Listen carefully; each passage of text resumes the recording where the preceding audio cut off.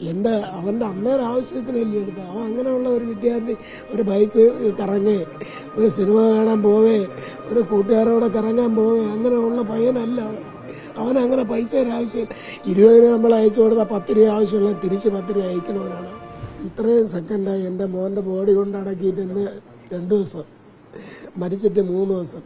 ഈ സെക്കൻഡ് വരെ ആ കോളേജിൽ എൻ്റെ നമ്പറുകളെല്ലാം ഉണ്ട്. എൻ്റെ മരുമോൻ്റെ നമ്പറുണ്ട്, ഭാര്യയുടെ നമ്പറുണ്ട്. ഒരാൾ സംസ്കാരം കഴിഞ്ഞു അവനെ അടയ്ക്കുമോ, അച്ഛനും അമ്മയൊക്കെ എന്ത് ഒരു വാക്ക് വിളിച്ച് ചോദിച്ചിട്ടില്ല.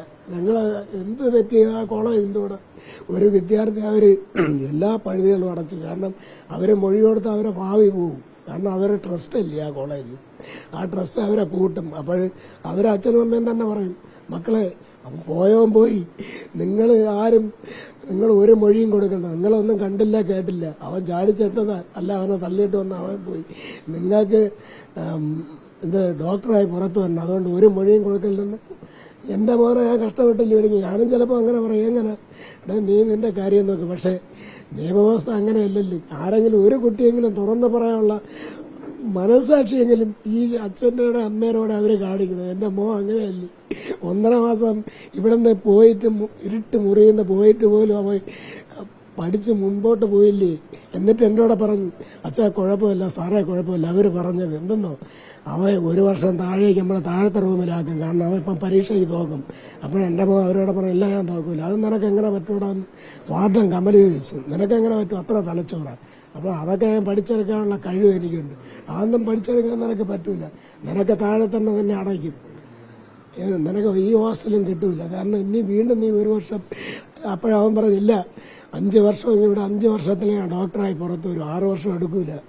എനിക്കറിയാതെ എന്ത് ചെയ്യുന്നു. ഇതെല്ലാം അവരെ മാനസികമായി എല്ലാവരും കൂടെ തളർത്തുകയാണ്. കാരണം അവൻ മുൻപന്തിയിലെത്തുന്ന 15,000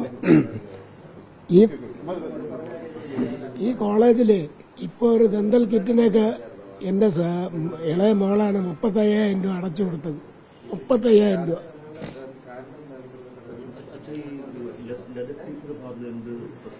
ഇവനെ ഒരുപാട് ടോർച്ചർ ചെയ്തെന്നാണ് പറയുന്നത്.